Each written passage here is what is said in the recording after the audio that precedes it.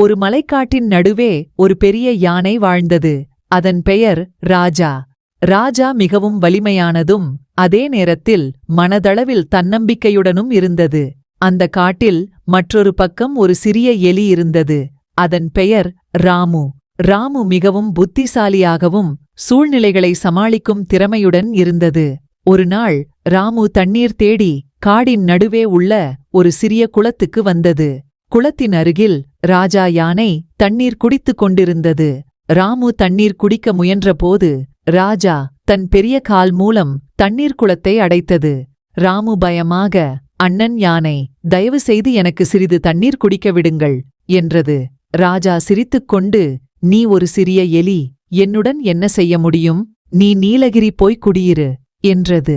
ராமு மனதளவில் தன்னம்பிக்கையுடன், நான் சிறியவன் என்றால் என்ன, நான் உனக்கு உதவ முடியும் என்றது. யானை இது கேட்டு, சரி, நீ என்ன செய்ய முடியும் என்பதை பார்க்கலாம் என்று சிரித்துக்கொண்டு, நான் உன்னை ஒரு நாள் பார்த்துக் கொள்ள வேண்டும் என்றது. நாள்கள் சென்று ஒரு நாள் ராஜா யானை ஒரு பெரிய வலையில் சிக்கிவிட்டது. வலை மிகப் பெரியதும் தப்பிக்க முடியாததாக இருந்தது. யானை மிகவும் கஷ்டப்பட்டு, எனக்கு உதவி செய்யுங்கள் என்று கத்தியது. அவனது குரல் காட்டில் ஒலித்தது. ராமு அவன் குரலைக் கேட்டு, அண்ணன் யானை சிக்கிவிட்டான் என்று எண்ணி அதற்கு உதவிக்குப் போனது. ராமு வலைக்குள் புகுந்து தன் கூர்மையான பற்களால் வலையை கடித்து யானையை விடுவித்தது. யானை வியந்து, நீ சிறியவனாக இருந்தாலும் பெரிய உதவியைச் செய்தாய், நான் உன்னை தவறாக எண்ணினேன் என்றது. ராமு சிரித்துக்கொண்டு, நாம் எல்லாம் ஒருவருக்கொருவர் உதவ வேண்டும், நான் சிறியவனாக இருந்தாலும் உதவிக்குப் போக வேண்டும் என்றது.